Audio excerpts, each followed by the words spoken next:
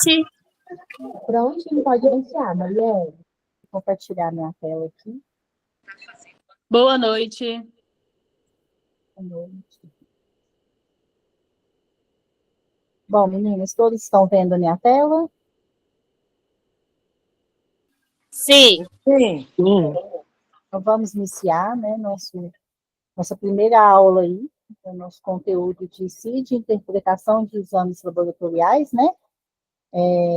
Hoje nós vamos iniciar falando o que seria o CID, né?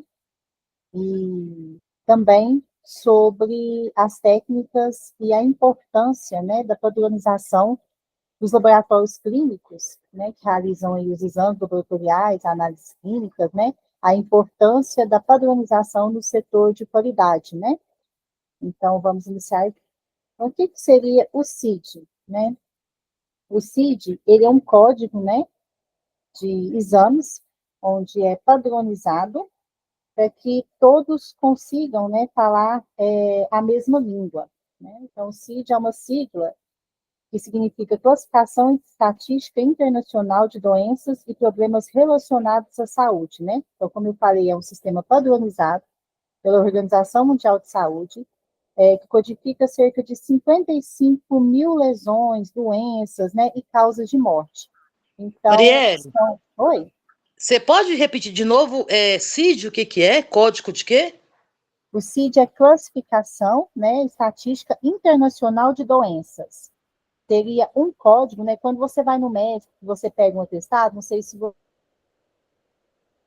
o seu atestado sempre vem com o número escrito CID, principalmente para o pessoal aí de medicina do trabalho, né, que vai fazer exame para empresa e tudo mais. Então, esse código que vem lá no seu atestado seria essa padronização que, né, a Organização Mundial de Saúde fez para relacionar todas as doenças existentes, né? Então, elas colocam essas doenças em um grupo. Então, quando vem aquele número lá no seu atestado, está relacionando a um grupo de doenças, né?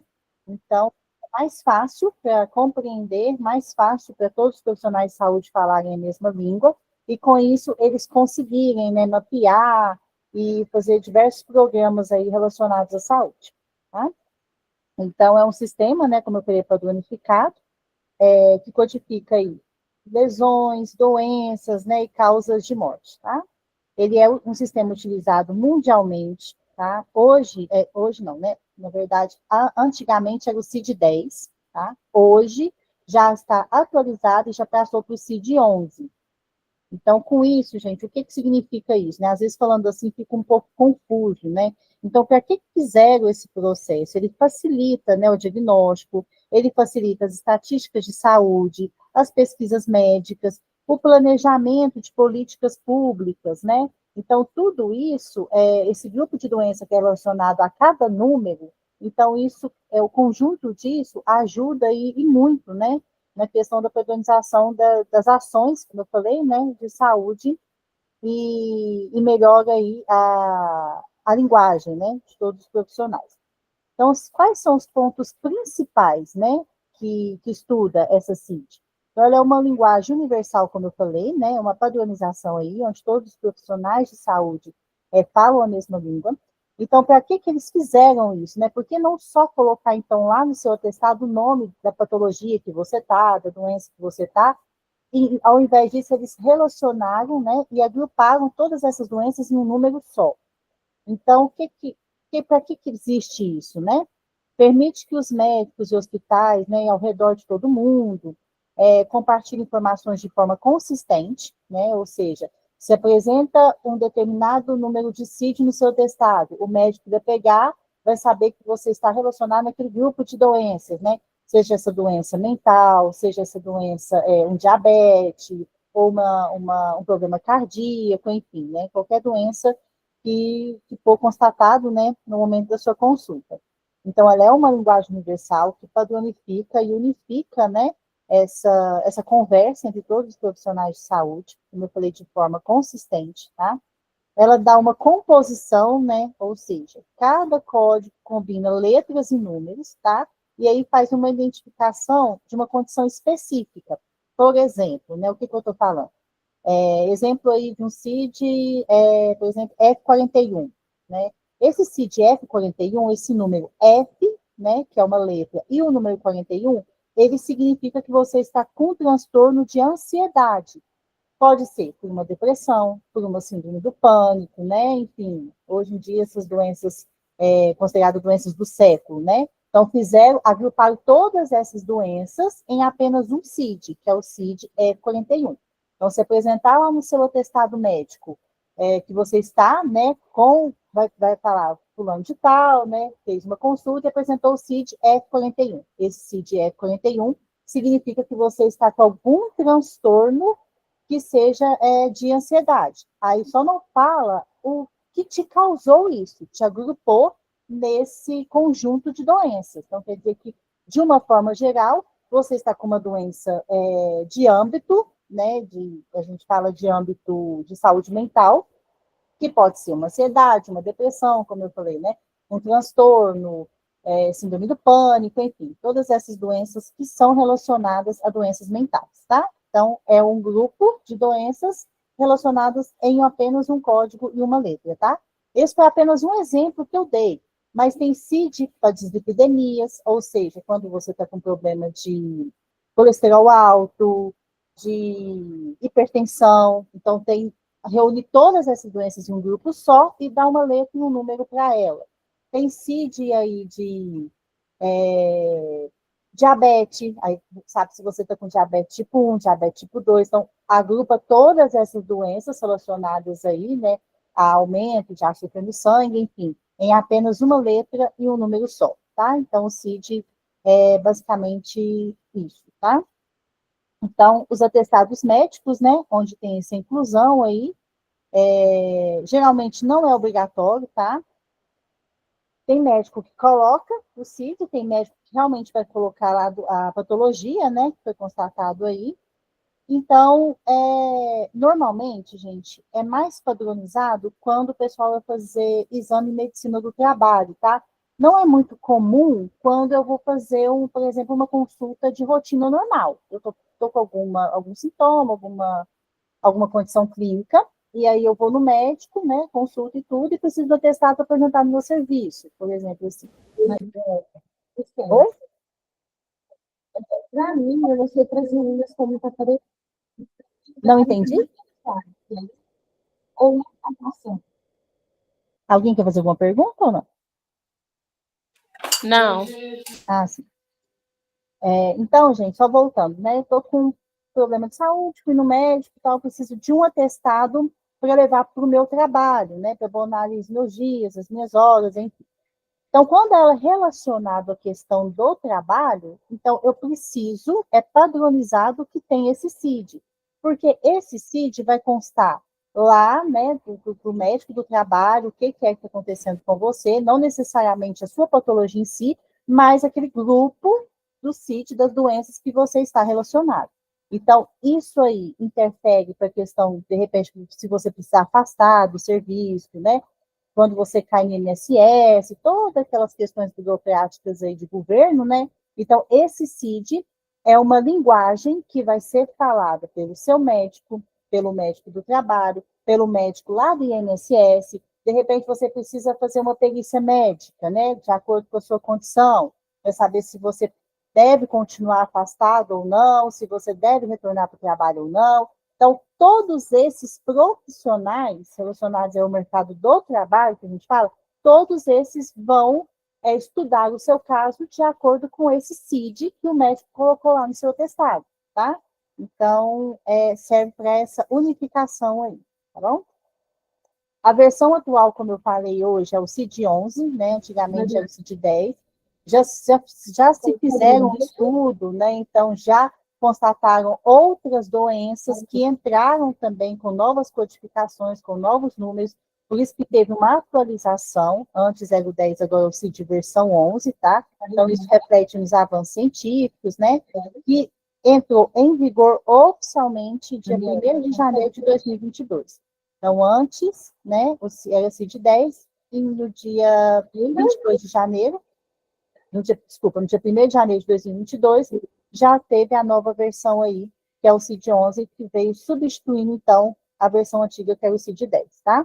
Então, só frisando, o CID, ele é fundamental para monitorar as tendências de saúde, analisar surtos, organizar dados, tudo isso, né, em conjunto para uma melhor planificação das ações de saúde, tá? Consegue me ouvir? Sim, Ah, tá. É porque eu tô tentando falar com você, é que pra mim, me parece que eu ainda tenho isso.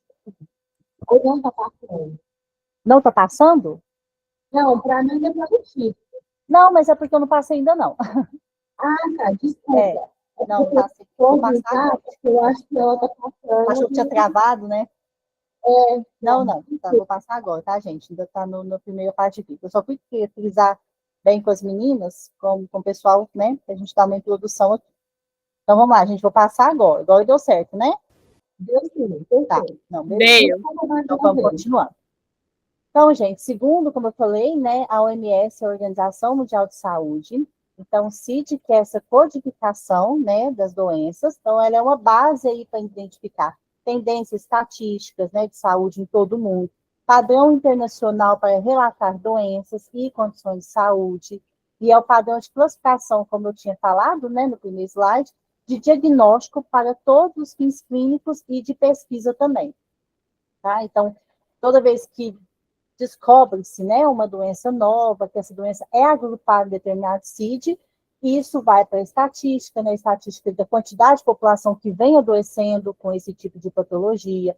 Com isso, se cria programas de saúde, né, até mesmo no âmbito de trabalho, né, hoje em dia, nós vamos falar mais à frente, tem muitas doenças, né, novas aí relacionadas ao âmbito de trabalho, como a síndrome de Burnout, né? Burnout, cada um fala de uma forma aí, que é uma doença agora, que a gente fala doença moderna, né? Da vida que nós levamos hoje em dia. Então, é uma doença muito relacionada com a condição do meu trabalho. Se o meu trabalho me causa algum transtorno mental, se eu estou me sentindo ansiosa, se eu estou me sentindo deprimida, se eu estou me sentindo coagida, né, sobrecarregada, então tudo isso hoje em dia se leva a essa patologia, né? Síndrome de Burnout, síndrome de Burnout, cada um fala de uma forma, e essa doença, gente, é uma doença realmente patológica, não é frescura, tá? Claro que isso vai ser constatado, né, com o psiquiatra, com o médico especialista, com o médico de trabalho, mas a pessoa realmente ela pode ser afastada, né, por conta disso, e a pessoa realmente ela tem sintomas clínicos. Então, com essas novas doenças que vieram surgindo, foi também se atualizando o CIDS, por isso que saiu da versão 10 para a versão 11, tá? Então, o CID, ele define o universo de doenças, de agravos, de lesões, de condições de saúde, de forma abrangente e hierárquica, né?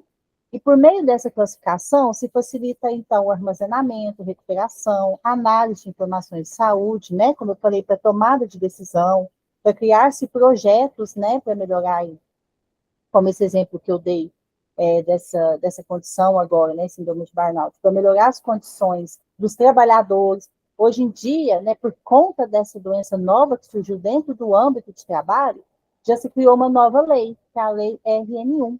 Essa lei essa lei é voltada, né, para os trabalhadores, e hoje em dia as empresas são obrigadas, né, a tomar certas iniciativas dentro do local de trabalho, de acordo com essa lei NR1, para que melhore ali a condição do trabalhador, para que não chegue a adoecer no serviço, né? Então, hoje em dia, agora em 2026, esse assunto está extremamente falado, né?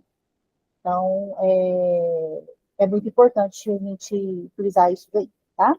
Então, ainda segundo a Organização Mundial de Saúde, né, a CIT permite ainda compartilhar e comparar informações de saúde em diferentes locais, países, regiões, instituições de saúde em diferentes períodos de tempo também. Então, para que serve e como essa CID é utilizada, né? Então, só relembrando que é a Classificação Internacional de Doença, né, que é o significado da sigla, ela é amplamente utilizada em várias áreas da saúde, desempenha um papel fundamental, né, como eu falei para vocês, Ela serve, então, principalmente para registrar, codificar as condições de saúde em registros médicos, né, tá, no seu atestado, tanto em hospitais como em consultórios médicos também. Então, quando vocês forem, né, para a vida prática de vocês, para a vida profissional, vocês vão ter muita vivência com esses números, né, principalmente em prontuários médicos, né, como eu falei, nos atestados médicos, né, em receitas. Então, os médicos, eles falam muito nessa linguagem, tá? Então, vocês vão ter muita vivência com esses números, com esses códigos. Então, esses registros codificados, né, como eu falei, são posteriormente usados para fins estatísticos. Ele permite a análise de dados de saúde, monitora as doenças, elabora relatórios epidemiológicos e formulação de pesquisas de saúde. Então, se de repente eu estou tendo mais casos de determinado CID, né, de determinado grupo de doenças, eu tenho uma quantidade de população que está encaixada em um grupo de doenças, né, que esse grupo de doenças tem um código específico para ela. Então, eu vou fazer ali políticas de saúde, através das estatísticas, através do acompanhamento, eu vou desenvolver ações para que eu consiga minimizar esses efeitos e isso não se tornar um problema de sanitário mesmo, né? Vamos dizer assim. Então, ela também serve para facilitar a comunicação entre profissionais de saúde, contribui para o monitoramento e a melhoria da saúde pública em escala global, tá? Então, quando a gente fala dessas questões, a gente está muito voltado para a saúde pública, tá, gente? Não que na saúde particular não tenha essa padronização, mas é muito voltado, todas essas falas, muito para a saúde pública mesmo. Então, considerando isso, né, e com base em dados clínicos, pesquisas, né, de epidemiologia, então, a CID, ela se tornou uma ferramenta adequada para muitos usos na saúde. Então, quais são os exemplos que eu tenho hoje que eu aplico, né, esse código aí das doenças? Então, ela serve para, como eu falei, monitorar, né, a incidência e prevalência de determinadas doenças, se essa doença está atingindo várias pessoas, se está acontecendo com uma certa prevalência, né? Então, eu consigo quantificar o quanto a população está adoecendo por determinadas doenças para me conseguir cercar isso mesmo, né? Criar projetos e ações e serviços de saúde para minimizar esse problema. Ela também quantifica, né, monitora as causas de mortes, né? Ou seja, determinado grupo de população está morrendo por determinadas doenças, né? Então, o que eu preciso fazer para que as pessoas não cheguem a adoecer por essa doença? Qual medida de ação eu tenho que tomar para fazer uma promoção à saúde e não deixar a chegar na doença em si? Então, significa para quantificar essa questão também. Causas externas de doença, né? Códigos de resistência antimicrobiana. O que seria isso, né? Quando eu vou fazer, né, por exemplo, um exame de urina, né, no laboratório. Fui no médico, estou com alguns sintomas, relatei para ele me passou um exame de urina. Lá no meu exame de urina, no meu resultado, né, normalmente a gente faz aí, né, todo mundo já deve ter feito pelo menos uma vez na vida, é um exame muito comum. Então, eu faço ali um exame de rotina e um exame de cultura. Aí, com os dois resultados, eu consigo ver certinho o meu grau de infecção e qual bactéria está causando a infecção e quais remédios são sensíveis e quais remédios são resistentes.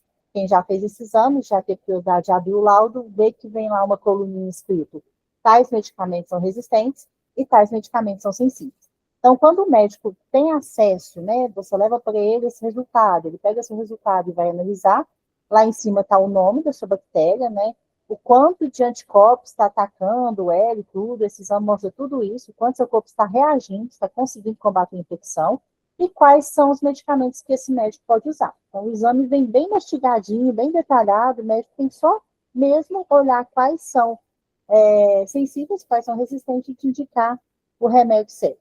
Então, eu te indico o remédio ali, que está na coluna dos remédios sensíveis, né, obviamente, aquele remédio que combate, e te passa a receita e belezinha, você faz o tratamento, tá? Mas quando eu estou com algum sintoma clínico, né, e eu mesmo vou me automedicar, né, não vou no médico, conheço um farmacêutico lá né, e ele consigo uma receita e consigo um medicamento, enfim, consigo de alguma forma comprar um antibiótico. Hoje em dia, né, do jeitinho brasileiro, a gente consegue tudo.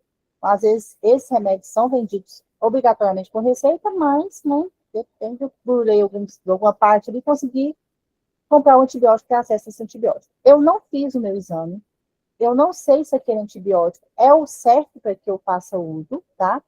E aí o farmacêutico, com certeza, vai te passar o antibiótico mais forte que existe, aquele que a gente fala que é de amplo espectro, né?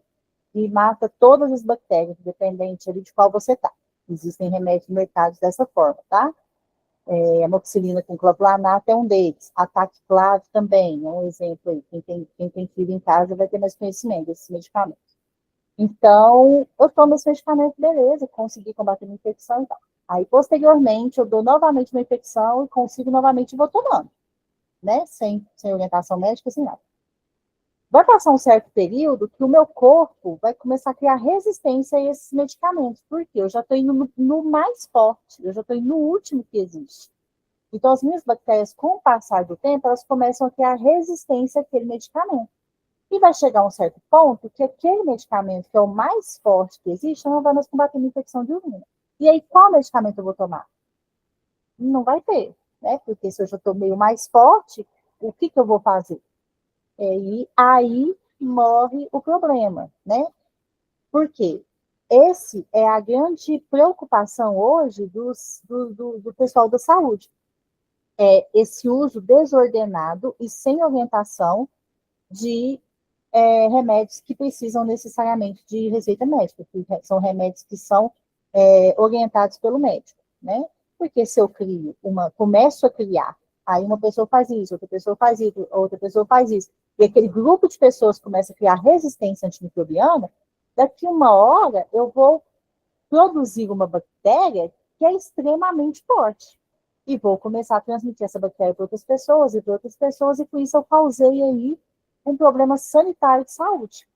Né? Então, isso se chama resistência antimicrobiana. Então, por isso que é muito importante a gente nunca fazer uso, né? Nós nunca fazermos uso de remédios sem orientação médica. Então, tem esses códigos para resistência antimicrobiana, né?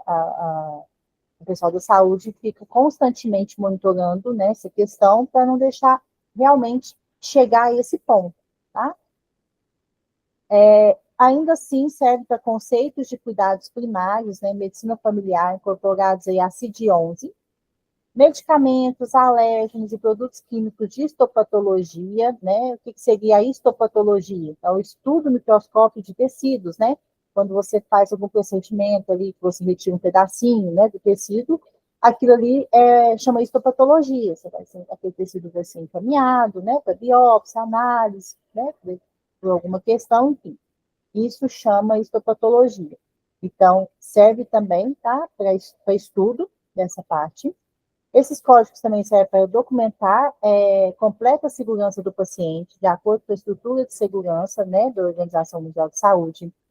Codifica dupla para diagnóstico de medicina tradicional, configurações de cuidados primários, né, ou seja, o que são os cuidados primários, né? Essa matéria vocês veem muito quando vocês vão estar estudando a legislação do SUS, né, com a saúde pública e coletiva. Então, vocês vão ver muito sobre esses cuidados primários. O que seriam, né, esses cuidados primários? Aquele setor ali, né, dentro da saúde pública, que faz a promoção de saúde, ou seja, trata o ser humano como uma pessoa mesmo e não como uma doença, né? Ou seja, o que é isso? Vai tratar aquela pessoa como que ela está vivendo, né? Como que ela está tendo a condição dela do dia a dia, se ela está no trabalho que ela tem um salário digno, consegue promover alimentação, saúde, educação, lazer para os seus familiares, né? Para que ela não adoeça nem fisicamente, nem mentalmente. Então, eu vou fazer uma promoção, eu vou cuidar daquela pessoa para que ela não chegue a realmente adoecer e eu ter que tratar a doença dela. É uma promoção à saúde, tá? Que a gente fala, que é do cuidado primário. Aí, né, só não vou muito introduzir nessa parte, porque vocês, né, se vocês não tiverem saúde pública ainda, vocês vão ver, Mas aí vocês vão ver que depois vai ter o cuidado secundário, o cuidado terciário, né? Onde essa pessoa, de repente, estou cuidando, né, dessa pessoa, mas ela está com a glicose muito alta. Então, eu tenho que passar ela por um clínico para saber se, de repente, ela não está começando a desenvolver uma pré-diabetes. Então, eu vou passar ela para o setor secundário, onde ela vai consultar com o médico. Aí, de repente, essa diabetes, ela estava diabética, e essa diabetes virou outras patologias e ela deu aí um princípio de infarto, né? Ocasionou outras questões que não tinha nada a ver com o assunto. Vou precisar levar ela para uma cirurgia, né? Para fazer um cateterismo. Já vou passar ela para um setor terciário. Então, são setores, né, dentro aí da saúde pública, para fazer, no geral, o cuidado, né, e a promoção da saúde. Então, isso seria aí a explicação dessas configurações de cuidados primários. Faz também o registro de doenças raras, né? Então, tem doenças que não são tão conhecidas, o tratamento não é tão conhecido, o diagnóstico não é tão conhecido. Então, essas CIDs também vêm, né, para ajudar nesse registro dessas doenças. O agrupamento de diagnósticos, né? Então, se tem o agrupamento de certas doenças, eu também tenho o agrupamento de diagnósticos, né, para cuidar dessas doenças. E ainda incorporação de diretrizes, né? Então, o que seria isso? Através das estatísticas, dos estudos, da prevalência de determinado grupo de doenças, codificados por essas CIDs, né? Eu consigo, como eu falei, dar um norte para desenvolver ações públicas que me ajuda a combater essa questão, tá? E não chegar aí num problema sanitário, né? Num problema de saúde pública mesmo. Então, a CID, ela deve constar no atestado médico, né? Então, sim, né? Como eu falei para vocês, os atestados médicos vêm com essa CID, justamente porque esse atestado vai para onde? Ele vai para o seu local de trabalho. Então, no seu local de trabalho, tanto o médico que te deu o atestado, que a gente fala que é o médico assistencial, né? Te deu o atestado. Esse atestado você vai levar para o médico do trabalho, o médico do trabalho vai ver o número da sua CID, vai entender o que foi que aconteceu com o seu problema, e dali ele vai conseguir saber o que ele vai fazer com a sua situação, se ele vai te retornar para o trabalho, se ele vai prolongar o seu atestado, se de repente se você precisa ser afastado. Então, enfim, a linguagem dos dois, tanto o médico assistencial quanto o médico de trabalho, foi uma só, através desse número, dessa sigla que foi colocado no atestado. Porque ali o médico consegue saber qual grupo de doenças você está inserido, tá? Então, a classificação internacional de doenças deve ser incluída, sim, no atestado médico, tá? Ela fornece códigos, né, como eu falei, códigos e números específicos para identificar e descrever as condições de saúde do paciente, auxiliando na compreensão, na comunicação entre os profissionais de saúde, seguradoras, sistemas de pagamentos e outros envolvidos no cuidado do paciente. Então, tudo isso aqui está relacionado à questão do trabalho. Então, como eu falei, todos os profissionais envolvidos ali na sua situação conseguem falar a mesma língua, todos conseguem compreender qual grupo de doenças você está inserido, qual que é a sua condição que te levou àquele afastamento, né? Se de repente essas seguradoras, né? Se você tem que ser ressarcido de repente pelo INSS, se você cair, né, lá no INSS, enfim, todas as questões trabalhísticas aí, né? Todo mundo vai falar a mesma língua através de um único símbolo e número que vai estar constando no seu atestado. Tá? Então, incluir, né, a CID no atestado médico pode ser útil em várias situações. Né? Quais são exemplos dessas situações que a gente utiliza, né, essas siglas? Então, a documentação precisa, né, ela fornece uma forma padronizada de identificar as condições de saúde do paciente, fornecendo informações claras, concisas sobre o seu diagnóstico, ajuda a evitar ambiguidades e mal-entendidos na interpretação do atestado. Então, se o médico coloca lá que, de repente, que eu estou com CID de transtorno mental, né? Eu não me lembro o número dessa CID, mas tem uma sigla e um número para doenças de transtorno mental. Então, se eu estou inserido nesse grupo de doenças, o médico vai entender que eu estou com algum problema relacionado à questão mental, e não à questão física. Eu não estou com uma diabetes, eu não estou com problema cardíaco, eu não estou com problema de coluna, né, que é muito comum no âmbito de serviço, eu estou com problema relacionado a questões mentais, né, seja infinitos problemas, ou, como eu falei, de ansiedade, de depressão, síndrome de burnout, né, enfim, vários outros que existem aí. Então, tanto o meu médico assistencial, tanto o meu médico do trabalho, tanto o médico do INSS, tanto o perito médico, enfim, qualquer questão que eu tiver que passar, né, dentro desse setor, todos vão entender que eu estou com aquele tipo de doença, né, e não vai ter uma ambiguidade aí. Então, por exemplo, se o médico escrever só no testado, ele está com transtorno como que chama, que o pessoal fala, ataque de pânico, né? Síndrome do pânico. Fugiu aqui a palavra. Síndrome do pânico. O médico colocou, ó, fulano de tal foi afastado do trabalho, está apresentando síndrome do pânico. É muito relativo eu colocar isso, porque às vezes eu vou lá no meu médico do trabalho, isso que me colocou foi o médico essencial. Aí eu vou lá no médico do trabalho para protocolar esse atestado, porque só o médico do trabalho que vai me dizer se realmente eu vou continuar afastado ou se eu vou ter que retornar ao meu trabalho. Então, eu vou levar esse atestado para ele. Chega lá, ele vai conversar comigo, né? Na consulta clínica eu vou relatar algumas questões, ele já acha que eu não estou com síndrome do pânico, ele acha que eu estou com uma síndrome de burnout, né? Uma condição aí de burnout. Está relacionado com o síndrome de pânico? Sim, mas não necessariamente é uma síndrome do pânico. Então, dá muita ambiguidade, pode dar muita discussão. Então, se eu reúno todas essas doenças num grupo de doenças só e classifico todo mundo como transtorno mental e coloco uma sigla e um código para isso, todo mundo vai falar a mesma língua, certo? Então, seria essa a explicação para que seja incluído e seja obrigatório ter dessa forma no testado, tá? Ainda, gente, é importante ter isso no atestado médico para reembolsos seguros, né? Alguns planos de saúde que você tiver utilizado para te reembolsar o que você gastou, né, do seu bolso. Seguradoras podem exigir a inclusão do código no atestado, né? Como eu falei, para fins de reembolso. Verificar a validade, a necessidade do tratamento, então, enfim. Todas essas questões burocráticas aí, né, você precisa ter o CID no seu atestado, senão você não vai conseguir nada disso, tá? Você pode brigar em convênio, né, entrar com a parte aí de advogado, tudo mais, que você não vai conseguir. Precisa ter incluso lá o seu CID, tá?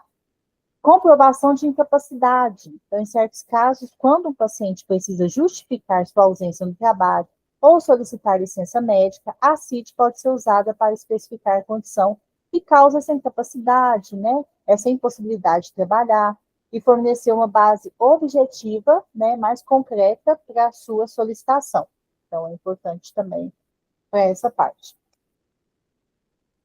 As atualizações do CID, né? Então, pela primeira vez agora, a CID é completamente eletrônica e possui um formato que facilita o seu uso, né? Então, há algumas mudanças e atualizações que podem ser destacadas aí sobre o novo documento. Então, gente, como eu falei para vocês, como veio aí, né, as atualizações, né, surgimento de novas doenças, foi se atualizando e foi criando-se novos códigos, e com isso a CID teve uma reformulação. Por isso que com essa atualização saiu da versão antiga, que era a CID 10, e passou para a versão atual, que é a CID 11. Então, quais foram as doenças que entraram agora, né, que já são classificadas, que fazem parte de um grupo? Transtorno do espectro autista, né, que a gente fala que é o TEA, tá? Que é considerado realmente uma patologia.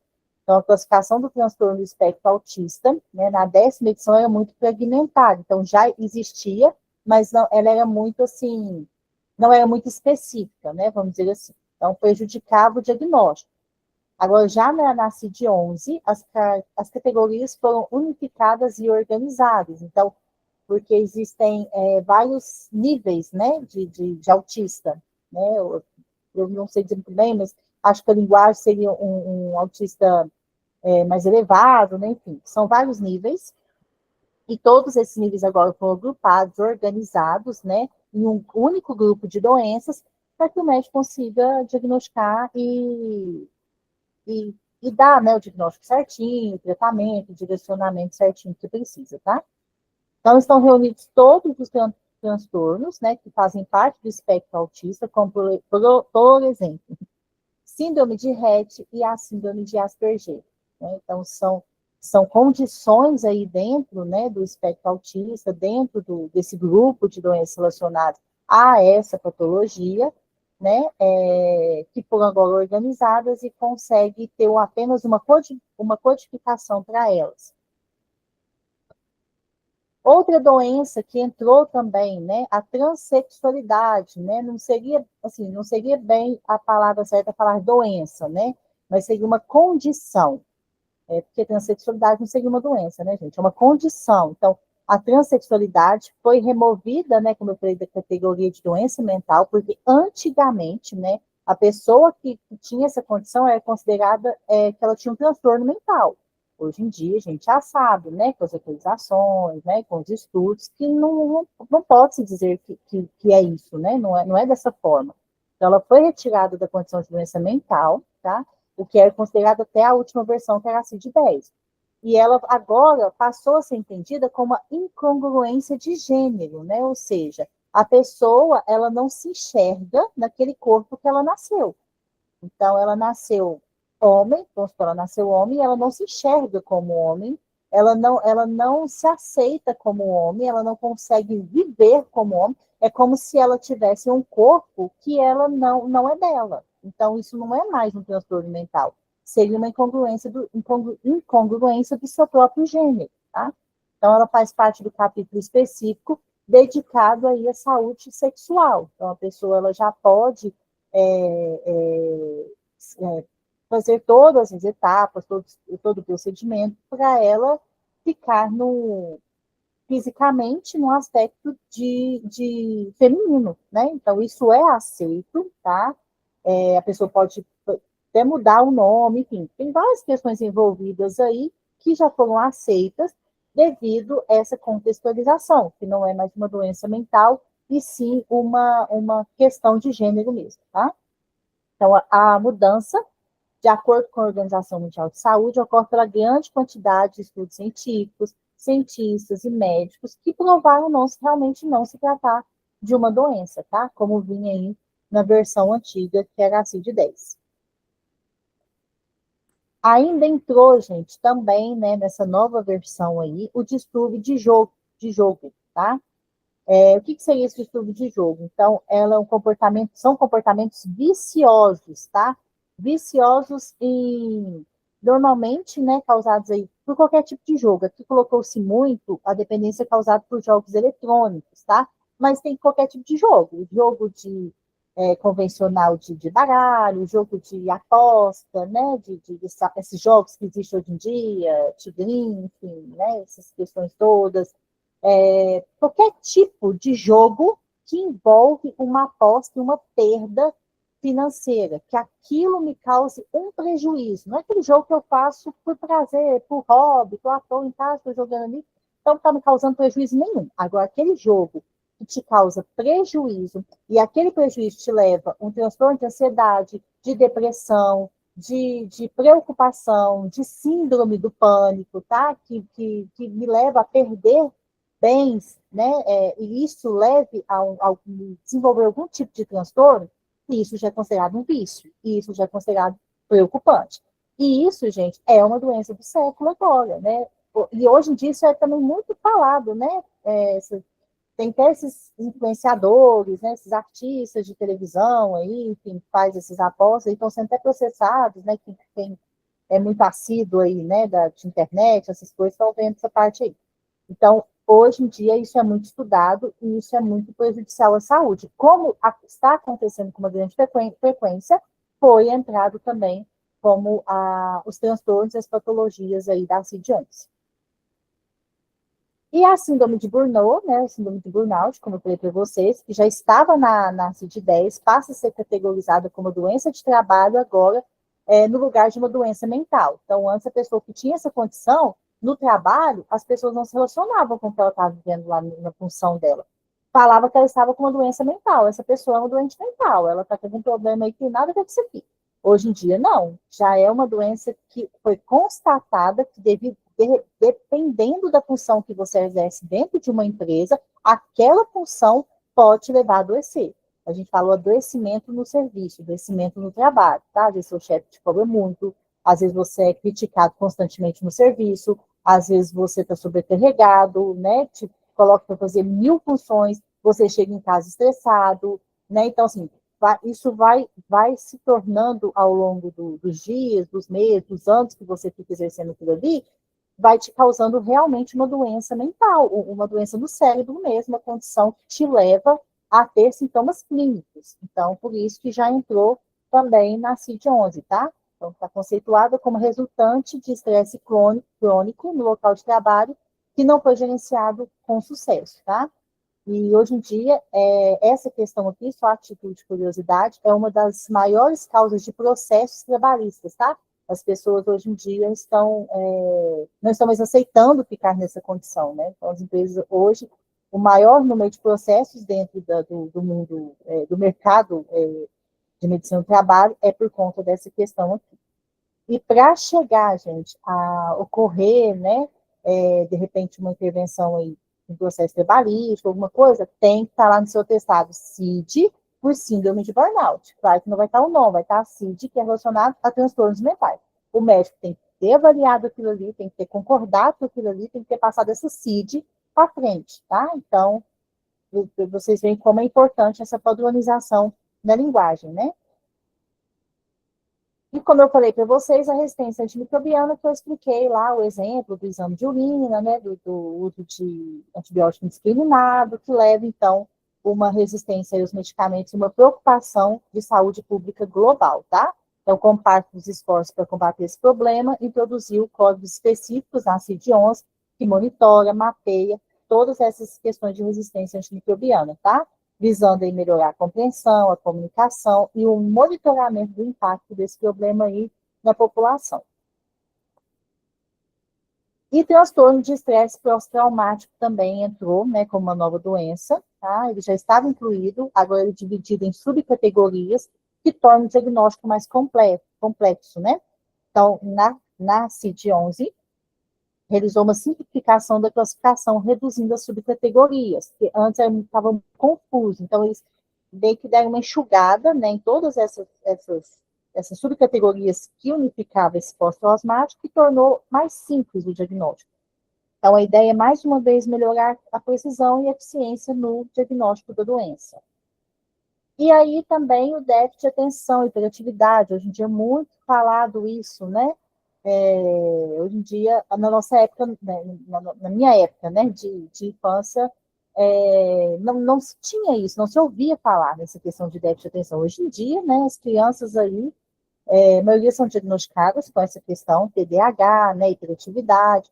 Então, na versão anterior, o transtorno de déficit de atenção e hiperatividade não é categorizado como um transtorno distinto. Então, o diagnóstico desse transtorno era feito por meio de uma adaptação, tá? O que resultava um problema semelhante ao autismo. Então, se confundia muito. A criança tinha TDAH, ela era muito confundida, né, no diagnóstico, na linguagem médica, como autista. Então, não conseguia separar. Então, isso significava que o paciente poderia se enquadrar em mais de uma categoria, dificultando o diagnóstico preciso.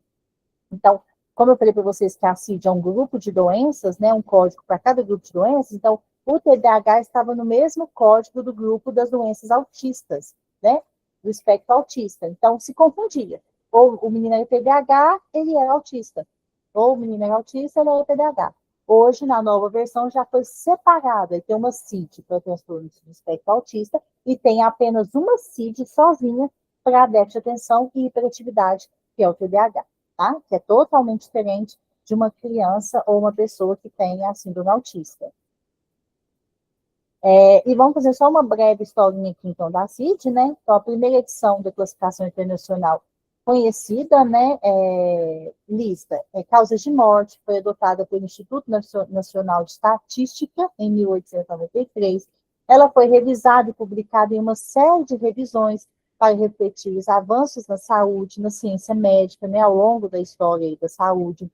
A Organização Mundial de Saúde foi encarregada da CID na sua criação, que foi em 1948, e publicou a 6ª versão, começou com a CID-6, tá? Que incorporou a morbidade pela primeira vez, tá?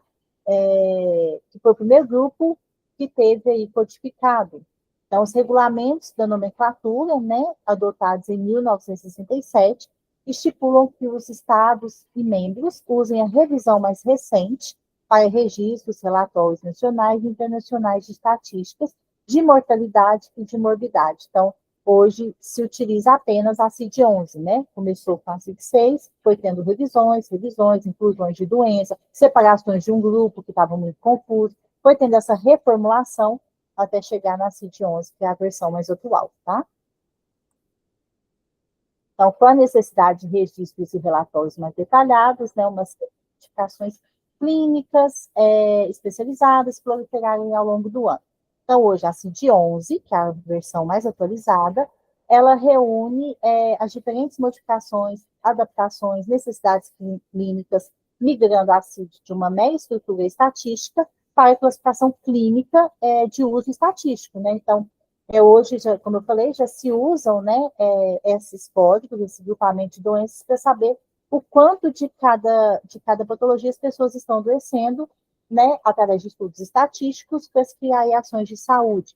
Então, segundo a Organização Mundial de Saúde, a CID-11, né, é o padrão global para dados de saúde. Então, documentação clínica, agregação estatísticas, passarão ter múltiplos, né, usos, incluindo os cuidados primários, né, secundários e terciários, mas a gente se preocupa mais com o cuidado primário, que seria a promoção da saúde, né, para não deixar as pessoas adoecerem, e com isso se cria aí, se faz métodos, né, e ações que conseguem minimizar todos os problemas aí sanitários, né, a gente fala assim, com dados atualizados, né, com estudos científicos, enfim. Então, como usar a CID, né? Então, envolve alguns passos para atribuir corretamente esses códigos de doença, né? Lesões, problemas de saúde. Então, aqui estão algumas etapas básicas para que o médico coloque essa CID no atestado, né? Então, ele tem que familiarizar com a estrutura da CID, ou seja, a classificação organizada em capítulos, abrange diferentes categorias de doenças e condições, e cada capítulo é subdividido em blocos de 3 critérios, que representam grupos específicos de doença. Então, é importante compreender essa estrutura para navegar e localizar os grupos adequados. O médico tem acesso ao sistema, né, da Organização Mundial de Saúde, como eu falei para vocês, agora tudo isso é automatizado. Ele vai lá no grupinho de doenças que encaixa aquela condição daquele paciente, busca ali o código e anexa esse código aí no atestado, tá? Então, obtenha as informações detalhadas do paciente, né? Então, o médico precisa conhecer o que está acontecendo, tudo que o paciente vai relatar para ele, para que ele consiga encaixar aquele paciente em um determinado grupo de doença. Então, para usar de forma precisa, é necessário coletar informações detalhadas, sintomas, resultados de exames, diagnóstico de outros médicos e dados relevantes, tá? Então, essas informações ajudam o médico a identificar corretamente qual código ele vai usar, porque o médico, de forma alguma, pode englobar aquela pessoa em um código errado que não seja de acordo com o que a pessoa está relatando, né? Isso aí seria quase que um erro no diagnóstico da pessoa, né? Diagnóstico do paciente. Marielle. Oi. A CID sempre vai ser uma letra e um número? Depende, tá? Tem CIDs que são 2 letras e um número, tá? Tem CID que é só uma letra e 2 números. Então, assim, sempre é uma letra e um número. A quantidade, ele varia, tá? Sempre Tá. vai ser letras, vamos dizer assim, letras e números. Entendi. Obrigada. Nada. Então, localize o código apropriado, né, com base nas informações coletadas, pesquisa a CID para encontrar o melhor, descreva a condição de saúde do paciente, né? Então, o médico vai pesquisar ali qual que encaixa, verificar as notas e instruções, né? Essas notas podem fornecer orientações adicionais, saber como aplicar corretamente o código em determinadas situações, se existem instruções especiais relacionadas ao diagnóstico. Registre o código, né, uma vez que ele é encontrado corretamente, né, nos atestados médicos, faturas ou outros documentos aí relevantes que o paciente levar para você, tá? Então, isso garantirá que a informação seja transmitida corretamente e possa ser utilizada para fins estatísticos, seguros de saúde ou de pesquisa, tá? Então, é muito importante que essa parte que eu estou falando aqui é serviço do médico, tá? Então, é estudo que o médico tem que seguir essas etapas para que ele consiga colocar ali o código certinho. Então, gente, a gente termina essa parte do CID, tá? Então, é basicamente isso, são códigos que monitoram, que identificam determinados grupos de doença que vai encaixar naquele paciente em questão, tá? Então, é basicamente isso. Depois, se vocês tiverem um tempinho, busquem na internet mesmo, né, exemplos de CIDs, vai aparecer lá, CID tal, um exemplo aqui, F11, são esses grupos de doença, Z10, são aqueles outros grupos de doença. Então, pesquisem, né, o que vocês tiverem um tempinho, só para vocês familiarizar ali, para acho que conseguir fixar bem, né, como que funciona, como que é mostrado, né, na prática mesmo, tá bom? Então, a gente entra aqui agora no laboratório clínico, padronização de processos internos. Aqui o que seria, gente? O laboratório que faz o seu exame médico, o laboratório que trabalha com análises clínicas, um exemplo aí, em Araxá, São Lucas, Caro Chagas, Lama, todos eles precisam seguir um padrão laboratorial de qualidade. Para que isso? Para que, quando você for fazer uma simples glicose lá naquele laboratório, o seu resultado chegue mais próximo do fiel do seu corpo. Ou seja, chegue mais próximo da quantidade real de glicose que está no seu corpo, tá? Por quê, gente? Quando você coleta uma amostra de sangue no laboratório, aquela amostra de sangue passa por um aparelho. Como eu vou saber certinho que aquele aparelho está correto? Porque é um aparelho, é uma máquina, né? Meu sangue vai estar passando por aquela máquina. Como que eu posso garantir que se aquela máquina soltar um resultado de glicose, por exemplo, de 90, como que ela sabe que meu resultado é 90? Né? Como que eu posso garantir, confiar que aquele aparelho está funcionando corretamente?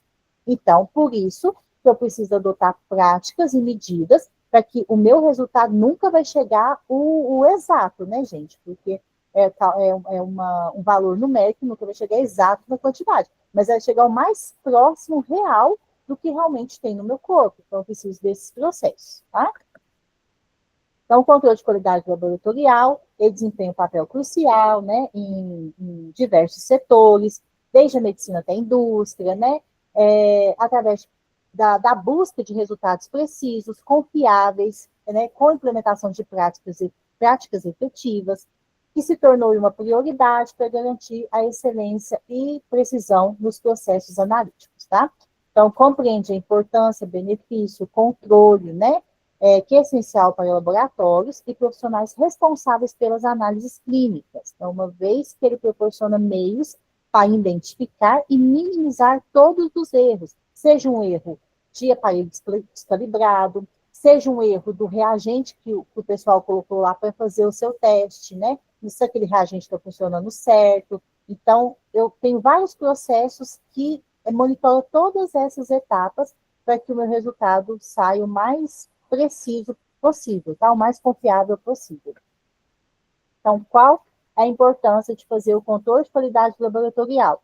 Então, como eu falei, né, é um conjunto de sistemas, processos, boas práticas que identifica, avalia, reduz e corrige falhas e deficiências no processo analítico do laboratório. Então, ela proporciona maior credibilidade, transmite resultados aos pacientes e médicos mais precisos possíveis, para que o médico realmente consiga te dar um tratamento correto, né? Então, além disso, é um conjunto essencial não só para proporcionar mais segurança, eficiência e qualidade no laudo dos exames, é também uma exigência da Anvisa, tá, gente? Que é a Agência Nacional de Vigilância Sanitária, que é monitorada pela RDC 302 e 205. O que é isso, RDC? Toda essa parte da saúde, seja farmácia, seja hospital, seja laboratório, ela tem leis e processos que têm que ser seguidos, tá? Para me montar hoje um laboratório, eu preciso seguir todas as leis que regem a montagem de um laboratório. Aonde estão essas leis? Quem que fala sobre essas leis? essa RDC, chama Resolução de Diretoria Colegiada. A RDC é um órgão que fiscaliza e que cria as leis para que eu possa montar um laboratório de análises clínicas. Então, eu tenho a lei para o laboratório, eu tenho a lei para a farmácia, eu tenho a lei para o hospital, que tudo está dentro dessa RDC. O que muda é, a de laboratório é a 302/2005, a de farmácia é a RDC 44, a de hospital é a RDC, eu não me lembro o número, mas cada uma tem uma RDC, que é uma resolução de diretoria colegiada, pronta para que me dê base para cada setor que eu for criar, tá? Então, essa regulamentação define requisitos, funcionamentos laboratórios, de citologia, de patologia, né? Padronizando critérios sanitários que dizem respeito às condições gerais de quê, gente? Organização, de recursos humanos, de infraestrutura, de equipamentos, instrumentos laboratoriais, o que eu tenho que ter dentro desse laboratório, como que tem que ser o prédio do laboratório, qual a quantidade de salas que eu tenho que ter, como que essas salas têm que ser a medida, quantos banheiros tem que ter, quantos postos de coleta eu tenho que ter ali dentro, que tamanho que tem que ser minha recepção, quais produtos eu vou utilizar dentro desse laboratório, como que eu vou fazer o gerenciamento do resíduo, né? Como que eu vou manipular, como que eu vou processar o lixo que eu crio dentro desse laboratório, o meu lixo comum, o meu lixo infectante, né? Qual empresa que vai ser responsável por coletar o lixo comum, que normalmente já é a prefeitura, né, que faz a mesma coleta do lixo residencial, mas o lixo infectante não pode ser a prefeitura. Então, no lixo infectante, eu tenho que contratar uma empresa, né, normalmente são empresas privadas, eu tenho o exemplo de uma, que é a Biotrans. Essa empresa, eu pago ela mensal, e ela vai lá no meu laboratório e recolhe todo o meu lixo infectante para dar um destino próprio para ele. Mas até essa empresa lá, aonde que eu jogo esse lixo infectante? Como que eu separo ele? Então, tem leis para tudo isso daí. Quem trabalha na área da saúde já sabe que os lixos são todos separados. Eu tenho lixo para o material perfil cortante, eu tenho lixo para o meu material infectante, eu tenho lixo para o meu material comum, né? E quem não trabalha, né, isso, né, vocês futuramente forem trabalhar nessa parte, vocês vão ter, né, esse treinamento aí de biossegurança, que vai falar para vocês certinho o destino de cada lixo, né, de cada resíduo que eu produzo dentro do laboratório. Então, dentro da RDC, para o laboratório, tem todas essas questões aí que eu tenho que seguir, tá? E a biossegurança, né? Como que eu faço a segurança dos meus profissionais que trabalham lá dentro, né? O que os meus profissionais da área técnica usam? Se usa jaleco, sapato fechado, óculos, touca, luva, né? Enfim, toda essa parte, né, que eu tenho que organizar e que observar para estar dentro das normas e das leis que regem aí os laboratórios, né? Porque nós estamos falando de laboratório, mas tem tudo isso para cada área da saúde, hospital, farmácia, enfim, né? Nós começamos falando de laboratório, nós vamos falar muito aqui voltado para essa parte. Quais são os pontos que devem ser ponderados no controle de qualidade laboratorial? Então, para garantir um controle de qualidade laboratorial, é preciso a gente atentar para 4 principais fatores. Nós temos o controle interno de qualidade, que é chamado de SIC, o controle externo de qualidade, que é chamado de SEC, a biossegurança e a otimização e padronização dos processos. O que é isso? A SIC, que é o controle interno de qualidade, como eu falei para vocês, vamos dar um exemplo para vocês entenderem dos exames bioquímicos. Para fazer o exame de glicose, lá ele é feito no aparelho, né? Eu uso reagentes que eu coloco dentro desse aparelho, aí eu coleto o seu sangue, coloco o seu sangue lá naquele aparelho, ele vai começar a processar o seu sangue junto com os reagentes de glicose, vai fazer todo um processo interno lá dentro do aparelho, seja por luz, seja por quantificação, enfim, né? A metodologia do aparelho existem várias, então não vamos entrar nisso daqui, tem aparelhos mais modernos, tem aparelhos, né, menos modernos, enfim. Basicamente, né, ele vai fazer o seu exame lá e vai soltar o resultado. Como que eu sei que esse resultado está certo? Né? Como eu disse, é um aparelho. Como que eu sei que esse aparelho está certo? Ele pode ter soltando qualquer resultado lá. Para isso, eu tenho um controle interno de qualidade que eu compro, ele é comercializado. É um reagente que vem, né? Esse reagente ele é produzido por um laboratório, onde eles pegam várias amostras de várias pessoas, de um grupo de população, faz uma média, coleta o sangue de todo mundo, mistura ali, faz um processo lá e me dá um valor conhecido para glicose, para colesterol, para triglicéridos, para todos os exames bioquímicos dentro desse vidrinho, né? Seria uma amostra de sangue manipulada, de diversas pessoas que eles fizeram uma média, de pessoas saudáveis, tá? Que eles fizeram uma média. Eu tenho um valor conhecido de todos os exames lá. Então, eu passo essa amostra no meu aparelho, primeiramente, antes de eu passar qualquer outra amostra de paciente que foi no laboratório. E aí eu pego lá os resultados que saem e vou comparar com o resultado que eu já tenho conhecido que a empresa me mandou dessa amostra que eu comprei. Ah, tá, a glicose bateu, o colesterol bateu, claro que não precisa bater certinho, mas eu tenho um ponto assim, até onde pode ser mais, até onde pode ser menos. Eu tenho uma linha, né, de média ali, entre o máximo e o mínimo, que pode sair fora. E o meio, o mediano, que é o valor real. Então, eu vou analisar tudo certinho. Ah, o meu colesterol ficou bem mais alto, saiu do permitido aqui, do valor da amostra vencida. O que eu vou fazer?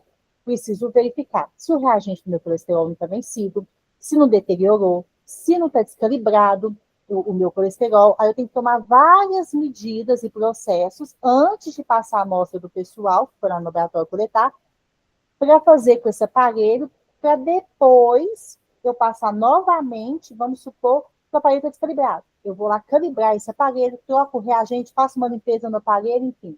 Passo de novo essa amostra conhecida e o resultado voltou a ficar normal. Foi para dentro do valor de referência que eu tenho dessa amostra. Opa, então agora deu certo. Agora o resultado já está confiável. Aí sim, eu posso pegar o sangue de todo mundo que foi lá coletar e colocar nesse aparelho para soltar os resultados. Então, isso chama controle de qualidade interna. O pessoal que trabalha em laboratório, gente, faz isso todos os dias, de manhãzinho, antes de começar a passar o material do pessoal que foi lá coletar, tá? Então, isso é um processo que o laboratório tem que fazer e a vigilância sanitária exige. E quando ela chega lá, ela quer ver esses resultados, ela quer ver se você está fazendo o controle, ela quer ver diariamente os controles que saiu fora, o que você fez, e isso é monitorado, tá? O controle externo de qualidade já é um controle que eu faço ele normalmente 6 em 6 meses, de 3 em 3 meses, dependendo da política do laboratório. Meu controle interno, todos os dias eu faço. Esse externo é um que eu compro de uma empresa também, mas a diferença é, eles não me dão resultado. Eles me mandam um reagente, eu doso lá no meu aparelhinho, coloco lá, sai todos os resultados, como se fosse um material de alguém. Sai glicose, sai colesterol, sai triglicéridos, sai ureia, creatinina, TGO, TGP, sai tudo. Eu vou pegar esse resultado, vou mandar para essa empresa, né, o resultado, a empresa vai analisar e vai me devolver. Aí ele vai me falar, olha, sua glicose, colesterol, não deu certo. A ureia está totalmente fora.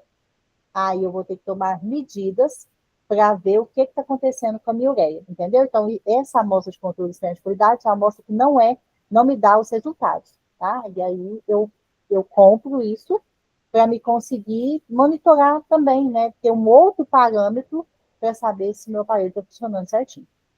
A biossegurança seria o destino do lixo, né? Como que as pessoas trabalham lá dentro, se elas usam óculos, se elas usam sapatos fechados, jaleco, né? Dependendo do setor, se usa máscara, enfim. E otimização e padronização dos processos, ou seja, tudo dentro do meu laboratório tem que ser padronizado, desde a recepção até a liberação do resultado. A recepcionista tem que pegar corretamente o pedido, tem que cadastrar todos os exames, o pessoal que vai fazer a coleta tem que conferir se a recepcionista, com o pedido médico, a recepcionista cadastrou tudo, se não está faltando nada, coletar todos os tubos certinho, não coletar nenhum tubo errado. Esse material vai lá para a área técnica, o pessoal da área técnica tem que esperar o tempo certinho para processar essa amostra, tem que preparar o meu aparelho certinho, com o controle, com os reagentes, ó, que tiver tudo redondinho, sair todos os resultados, tiver tudo dentro da normalidade. Depois que eu centrifugar esse material, que eu preparar ele, coloco ele no aparelho, para ele me dar o resultado, esse resultado é encaminhado para o responsável técnico do laboratório, ele faz a avaliação de tudo, assina e libera. Então, o meu processo tem que ser todo padronizado, tá? Para que quando sair alguma falha, eu consiga identificar em qual parte essa falha ocorreu. Então, o controle interno de qualidade, como eu falei para vocês, né? Então, é o processo analítico do laboratório feito pela amostra de controle. São feitas definições de critérios de aceitação de resultado, né? Com isso é possível analisar as operações, se estão seguindo padrões, né, de tolerância estabelecidos. Então, de acordo com a RDC, há 3 ações principais que garantem esse controle interno de qualidade. Então, monitoramento do processo analítico, por meio da análise da amostra, definição dos critérios de aceitação dos resultados, né, de acordo com a metodologia utilizada, ou seja, de acordo com cada aparelho que cada laboratório usa, e liberação ou rejeição das análises. Né? Então, após a avaliação do resultado, eu vou ver, está tudo certo? Está tudo, o meu valor saiu próximo do valor conhecido dessa amostra? Então, está tudo certo? Ok, o aparelho está liberado para começar a minha rotina do dia. O controle externo de qualidade, né, também conhecido como avaliação externa de qualidade, é uma análise da performance do sistema analítico do laboratório. É feito por meio de ensaios de proficiência, que a gente fala, tá? Análise de padrões certificados e comparações interlaboratoriais. Então, o São Lucas compra esse controle externo de qualidade, o Carlos Chagas também compra esse controle externo de qualidade. Eu não tenho o resultado, né? Eu vou dosar ele no meu aparelho e vou enviar o resultado para a empresa. A empresa vai me dar o parâmetro e vai comparar um laboratório com o outro. Então, faz essa comparação, tá? Então, é preciso que os resultados obtidos sejam registrados, bem como as inadequações, investigações e as causas de ações tomadas quando os resultados estão fora do parâmetro, tá? Então, é muito importante fazer esse controle. E a vigilância sanitária da cidade, ela não exige esse controle externo, ela exige apenas o controle interno. Mas se eu quero colocar uma certificação no meu laboratório, como, por exemplo, a ISO, né? A PALP, a DIC, que são certificações. O que é isso? Um laboratório que tem essas certificações, ele sobe no conceito, né? Ou seja, se eu chego no laboratório e tem um símbolo lá da ISO, da PALP, da DIC, que são certificadoras, eu sei que aquele laboratório ele funciona padronizado. Aquele laboratório, os meus exames saem confiáveis, né? Então, por quê? Porque de 6 em 6 meses vão auditores dentro desse laboratório, eles analisam seus aparelhos, eles olham se os controles internos estão sendo feitos diariamente, eles olham se esse controle externo está saindo dentro dos parâmetros do resultado, eles olham sua documentação, eles olham seus serviços, né, se todos os setores estão conversando entre si. Então, aquele laboratório, ele está funcionando padronizado, então ele sobe um conceito a mais, né? Por exemplo, a CBN hoje, ela tem contrato com o Carlos Chagas, né, que é um laboratório antigo da cidade. O único laboratório que tem a ISO é o Carlos Chagas. Então, a CBN tem um contrato firme e fixo com o Carlos Chagas, porque ela só aceita trabalhar com laboratórios que têm a ISO. Então, para vocês verem como que isso impacta, né, na qualidade do laboratório. E a biossegurança, né? Então, a biossegurança nos laboratórios é um conjunto de medidas relacionadas, né, à integridade do seu ambiente, ou seja, o objetivo é prevenir, reduzir, controlar, né, minimizar os riscos à saúde dos seres humanos, animais e meio ambiente. Então, a biossegurança, ela vem para preocupar como as pessoas estão trabalhando, se elas estão usando os EPIs necessários, mas também com o meio ambiente. Onde está sendo descartada essa amostra de sangue, amostra de urina, amostra de fezes, né? Onde está sendo descartado esses reagentes que fazem os exames. Então, tudo isso ele tem que ter um destino próprio. Então, a biossegurança vem para conduzir e proteger não só os seres humanos, mas o ambiente também, tá? O meio ambiente também. Então, assim, aliado ao controle de qualidade, né, ela assegura que o laboratório segue as normas e boas práticas para a prevenção de sua equipe, pacientes, ambientes e possíveis ameaças, né? Então, acaba que preserva todo o ambiente ali, né? Não só os colaboradores, mas também os próprios pacientes, tá? Então, segundo a coordenadora, né, de serviço da Matrix, as principais ações de biossegurança são esterilização dos equipamentos de uso, manuseio correto dos resíduos, né, como eu falei, destinação certa para o lixo que eu crio, né, dentro desse ambiente, e tratamento de ar também, tá? Também há outras ações que contribuem, né, para instalações sejam adequadas ao trabalho, uso de equipamentos de proteção, treinamentos para emergência, manuseio e transporte de materiais, amostras biológicas e descarte adequado de resíduos. Então, as pessoas que trabalham dentro dos laboratórios de análises clínicas, elas têm que estar em constante treinamento, tá? Treinamento para que se uma amostra de sangue cair no chão, como que eu faço para limpar aquela amostra? Não é só ir lá e pegar um papelzinho e limpar, tem todo o procedimento para limpar aquela amostra, né? Se eu tenho um acidente ali, né, perto do cortante, o que eu faço? Quais etapas que eu sigo? Se eu tenho um derramamento de reagente, quais os processos que eu sigo, né? Onde eu faço o descarte correto do lixo. Então, tem que ter treinamentos constantes, né, de aperfeiçoamento e reciclagem para todo mundo, né, que trabalha internamente ali, para que faça o processo certinho, tá? No entanto, que quem trabalha dentro do laboratório de análises clínicas recebe o percentual de insalubridade, né? Para quem não sabe, insalubridade é tudo que causa alguma questão insalubre para a sua vida. Você pode vir a adoecer por conta daquilo, tá? Diferente de periculosidade, que é uma questão onde eu possa vir morrer por conta da minha função. De repente eu trabalho com alguma questão de, sei lá, energia elétrica, né? Um cabo de fio de tensão dessas indústrias aí, aquilo me pode causar a minha morte. Então eu recebo adicional de periculosidade. Já a insalubridade é tudo que eu possa vir a adoecer, né? Fisicamente por conta do serviço. Diferente de burnout, tá, gente? Burnout é uma condição ali que é causada pelo seu ambiente de trabalho. Nós estamos falando que isso é causado pelo seu próprio serviço. Ninguém está te coagindo, ninguém está te sobrecarregando, ninguém... É o seu próprio serviço ali, né? Os próprios materiais que você utiliza, que você trabalha, que pode te causar um prejuízo, tá? Então, não confunda, é diferente aí. Tá? Então, quem trabalha dentro do laboratório de análises clínicas recebe essa parte. Eu acho que quem trabalha em hospital também recebe, tá? Dependendo da função aí. Né? Então, enfim, só a título de curiosidade mesmo. Otimização e padronização dos processos, que a gente fala que é o POP, né? O que é isso? É uma receitinha de bolo, né? Só para resumir aqui.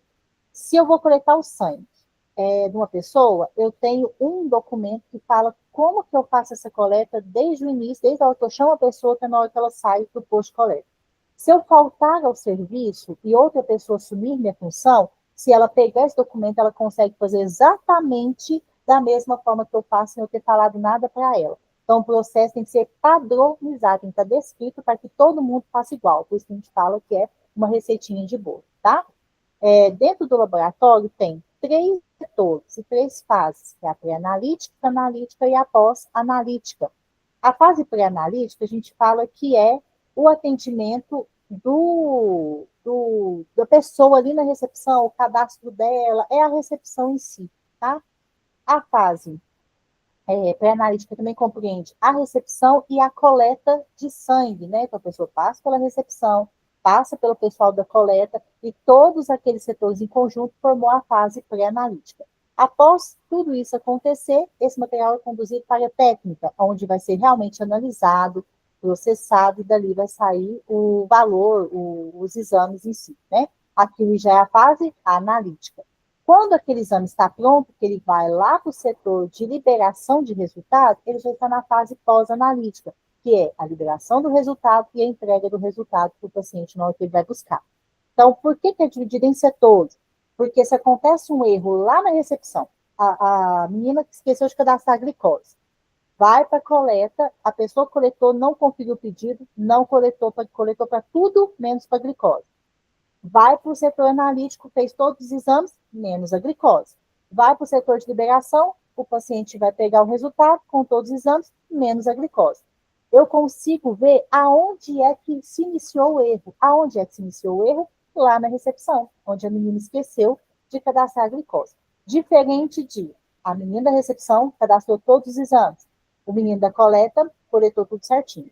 Foi lá para fazer os exames na fase analítica, a menina que foi colocar os exames no aparelho, por alguma razão, não liberou o restante de glicose. A pessoa que estava liberando o laudo, liberou todos e não viu que estava faltando a glicose, entregou o restante do paciente. Aonde aconteceu o início do erro? Lá na menina da fase analítica, que esqueceu de cadastrar a glicose no aparelho. Então, você consegue identificar aonde aconteceu o erro. Para que isso, gente? Para culpar as pessoas? Não. Porque eu vou lá na menina que esqueceu de cadastrar a glicose e vou perguntar para ela, se ela está com alguma dificuldade, se ela precisa de um treinamento, o que é que está acontecendo que ocorreu esse erro. Isso é para otimizar o serviço, é para dar treinamento, é para fazer a solução de problemas. Então, é para minimizar o erro, porque vocês estão mexendo com saúde, vocês estão mexendo com a vida das pessoas. Um resultado de exame não é apenas um número, é uma vida, é um tratamento, é um diagnóstico que você está liberando ali. Através daquilo ali, o médico vai dar o tratamento, o remédio, de repente a salvação da vida da pessoa. Então, assim, é muito criterioso, é muito importante. Você está mexendo com uma vida ali. A gente tem que tratar a amostra do paciente dentro de um laboratório de análises clínicas como se fosse da minha mãe, do meu pai, do meu filho, do meu esposo, enfim, de uma pessoa que você ame, né, como se fosse alguém da sua família, você tem que tratar como se fosse. Porque se você trabalhar dentro da área técnica e for fazer um exame da sua mãe, eu tenho certeza que vai ter o maior cuidado do mundo ao pôr no aparelho, ao liberar o resultado, a fazer a coleta. Então, a gente tem que tratar o paciente como se fosse um membro da família. Porque dessa forma a gente consegue dar a total atenção, né, para aquela amostra dele e conseguir liberar um resultado fidedigno, próximo do mais confiável, né, enfim. Por isso que existe essas fases aí, tá? Então, como garantir a qualidade laboratorial, né? Então, para garantir essa qualidade, é preciso avaliar todos os processos internos do laboratório para assegurar a eficiência dos procedimentos. Então, seguem dicas valiosas, né, dos especialistas. Então, garantir o manuseio e armazenamento correto das amostras biológicas. Então, tem amostra que você só pode fazer naquele dia e desprezar, igual o hemograma. O hemograma é um exame que você não pode aproveitar o tubinho para outro dia, tá? Não fez aquele dia, tem que descartar aquele tubo e coletar de novo. Já tem exames que pode ficar até 7 dias na geladeira, tem exames que você pode congelar, enfim. Então, garantir o armazenamento certinho das amostras. Investir na capacitação dos seus colaboradores, treinamentos, né, para o pessoal ficar bem capacitado. Definir a estrutura de atividades, então cada um vai fazer uma atividade certinha. Monitorar todos esses processos analíticos que acontecem dentro do laboratório. Utilizar softwares especializados, né, para assegurar a confiabilidade em transmissão de resultados. O que é isso aqui? Hoje em dia, gente, com a modernização, as pessoas não digitam mais exame, né? Antigamente vinha aquele tanto de fichinha, né, com o nome do paciente. Tinha menina que digitava lá, fulano de tal, glicose tanto, pessoal tanto, certo tanto. Depois a pessoa que liberava, entrava lá, olhava o e assinava na caneta mesmo. Gente, hoje em dia modernizou muito, né? Então não existe mais isso, é muito raro o laboratório ter isso. Então, hoje em dia, aquele aparelho que já faz os exames bioquímicos, lá mesmo, o resultado que aparece na tela do computador, eu já encaminho lá para a sala do responsável. Eu já transmito esses exames lá para a ficha do paciente, lá dentro do sistema, já faço essa transmissão, né? Então, já vai tudo para a ficha do paciente. A pessoa que vai liberar, ela já entra lá na ficha do paciente, já libera tudo, às vezes nem precisa entrar na ficha do paciente, do dia hoje é 10, né? Então, do dia 10 do 2, vou liberar todos os exames, né? Porque, o que acontece? Ah, mas ela vai liberar sem ver? Não, porque a pessoa que está fazendo o exame, que já fez esse interfaceamento dos resultados para a ficha do paciente, ela já fez a análise de tudo. Ela já deu uma olhada, pincelou, viu o que estava de acordo, o que não estava, não, esse exame aqui está certinho, esse paciente já pode liberar ele. Então, ela vai fazendo essa transmissão, a gente fala que é interfaceamento. Já entra tudo lá para a ficha do paciente, depois a pessoa que libera só vai lá, entra e põe liberar tudo. Então, já é tudo automatizado, não tem mais essa questão de digitar, de assinar manualmente, né? Então, os laboratórios precisam investir nessa parte, tá? Isso também entra aí dentro do controle de qualidade. E investir em ferramentas qualificadas, né, de controle de qualidade interno, que eu falei para vocês, que a empresa precisa comprar esses controles, né, diariamente, que eles têm que ser utilizados, então tem que investir nessa parte aí também. São os controles internos, tá? E por fim, gente, a gente acaba, então, nessa parte. Então, como eu falei para vocês, hoje nós vimos, né, o que significam as CIDs. São dois assuntos distintos, né, que nós falamos. Então, primeiramente, nós vimos o que são essas CIDs. Então, hoje, quando vocês tiverem acesso a algum atestado, que vocês verem o número lá, vai ter escrito dessa forma, gente, CID, tal letra, tal número. Então, você já sabe que aquilo ali é um agrupamento de doenças onde você foi englobado, né? Você está com alguma ou o conjunto seu de sintomas clínicos englobou em diversas daquelas patologias, ou você está com alguma patologia específica dentro daquele grupo de doenças, mas, enfim, você está dentro daquele grupo, tá?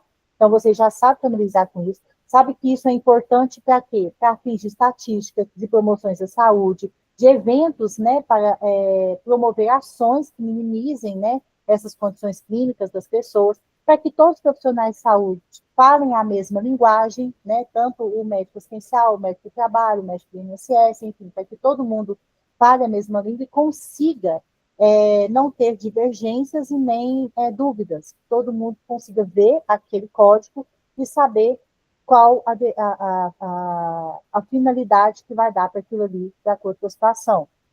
Tá? Então, o CID é basicamente isso. E nós vimos também sobre o controle interno de qualidade, que tem que ter dentro do laboratório de análises clínicas, para que eu consiga liberar os meus resultados de exames, né? Fidedignos, mais precisos, mais confiáveis, mais próximo do exato, tá? Assim, gente, com essa base, com essa introdução, quando nós começarmos a falar sobre a interpretação de exames laboratoriais nas nossas próximas aulas, eu já vou entender que como é feito esse processo dentro do laboratório, né? Como são as etapas, quais são as padronizações, né? E aí eu já consigo ter um norte melhor para entender sobre a interpretação dos resultados, das determinadas doenças, né? Os determinados diagnósticos. Eu consigo ter uma base para que fique mais claro para mim, tá bom? Então, com isso, a gente finaliza a nossa aula. Eu agradeço vocês e aguardo todos vocês para a próxima. Boa noite, obrigada. Obrigada a vocês, gente. Um abraço, fica com Deus, Até viu? mais. Boa Muito noite. obrigada, boa noite. Boa noite. Boa noite.